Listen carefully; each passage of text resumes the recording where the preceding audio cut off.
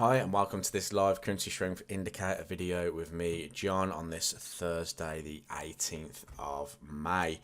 Here you can see that we've got a full board today on our currency strength indicator tables. Everything is showing that we've got a confluence with these green highlighted currencies in here. So we're going to talk about quite a lot of currency pairs today.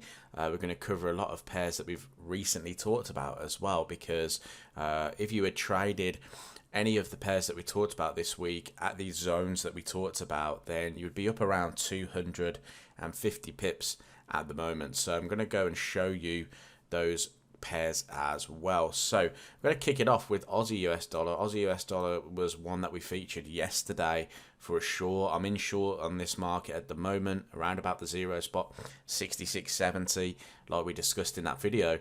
So this is the first trade. So I'm on the H4 chart here. And what we are looking for, if I just actually go up to the daily time frame, is we talked about the fact that price is in this range here between the 0 spot 68 handle highs and the 0 spot 65.75 lows.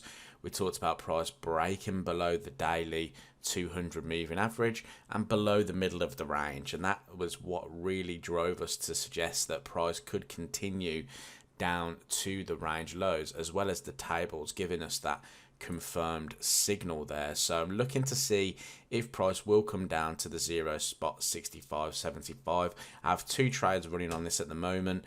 First target is going to be the high of the zone around about 65.90, and then my second target is going to be the 0 spot 65.75. So we'll see if price can continue down here. But in the video we talked about an area of resistance on this hourly chart, and that was the 0 spot 66.70 handle. So I had short alerts sitting around this zone here, and I actually missed the first trade because it came into the zone and came away from it. I didn't manage to get a position, but when the second one came up, I managed to get short in and around this zone here.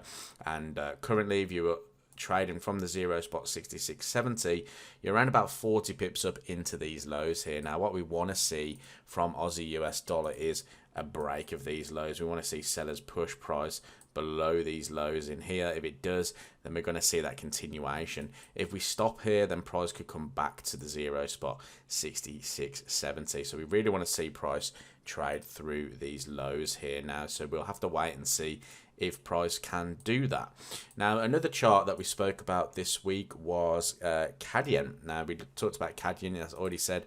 I went long on CAD yen down at the 100 spot 75 handle. We said that the overall targets was the 102. Now I came out a little bit earlier.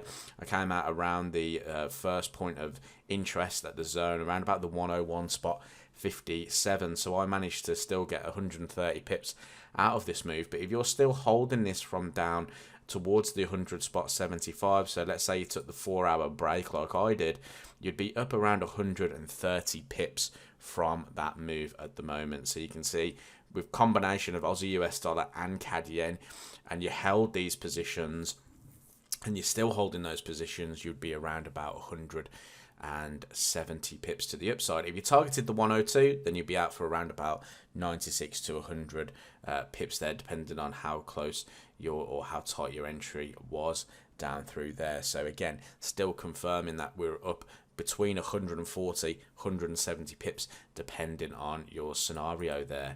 Now, we also covered a couple of other pairs as well. Another one was Euro US dollar, and Euro US dollar has come down into our key area of support now. So if I can just find Euro dollar here we go on the H4 chart. One area we discussed going into this week, once price traded outside of this zone, so if I go up to the daily time frame, what we were looking for was price breaking out of this trend line support through here and continuing downwards on the 4-hour time frame. If I just open this up a little bit more, we were looking at this 1 spot 08 handle as our target area.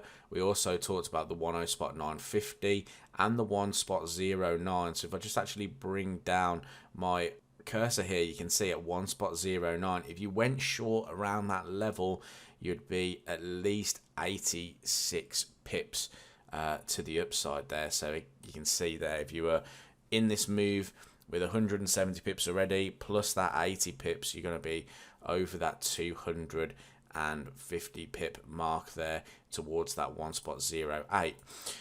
Dollar yen has been flying as well. So we discussed dollar yen in the previous video, and we discussed the potential for price to head towards the 137.75 handle here.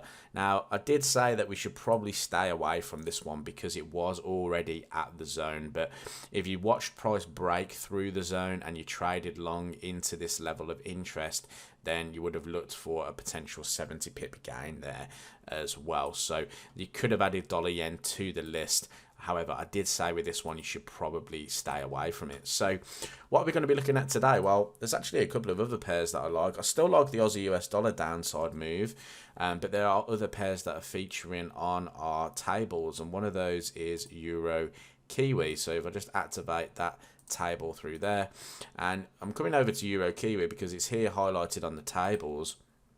But because we've been short Euro Kiwi for some time, if we were to go back on our rolling tables, Euro Kiwi really started to feature a short while ago when we were kind of breaking down through this zone here. So it was around about the 4th of May we started to really see Euro Kiwi start to feature in this market. So what we were looking for was there Euro Kiwi weak, Kiwi strong. It also continued to do that as we went on, and that's why we saw price drive to the downside. So we managed to get some short positions through there when looking at the tables. What we did also talk about was that when price came back to the 1.75 handle, if Euro Kiwi re-entered onto the tables, we could have looked for the short move. However, we've only seen it come on the past day or so. Now we are at support at the 1.7275 handle, so we need to wait for one or two conditions. First condition for me would be if price trades through the 1.7275, that opens up for a move down to the 1.7 handle through here, where we've got this daily 200 moving average and trend line confluence as well. The other option is to wait for price to come back to the 1.75, and if we do see that it still remains on the tables, then we could look for some short ideas around that zone again for some opportunities lower. Now I could go to the 4-hour time frame as well, and you can see that price is consolidating here. We've had that sort of lower high, lower low pattern there.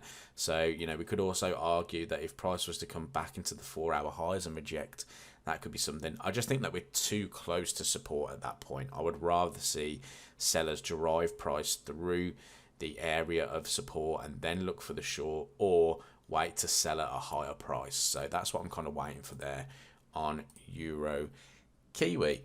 So hopefully that all made sense. If you are trading using the tables, then you should be up and doing well at the moment. There are other pairs you could take a look at here as well that we haven't covered.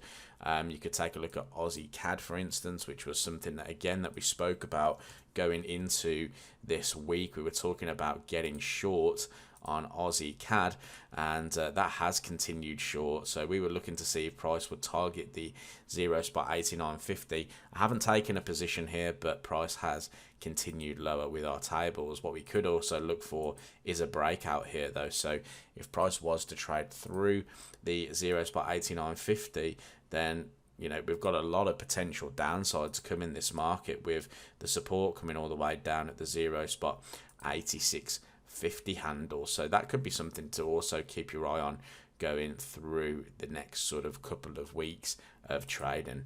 Hopefully that all made sense. Hopefully you caught some of those moves, and I look forward to speaking to you in the next video.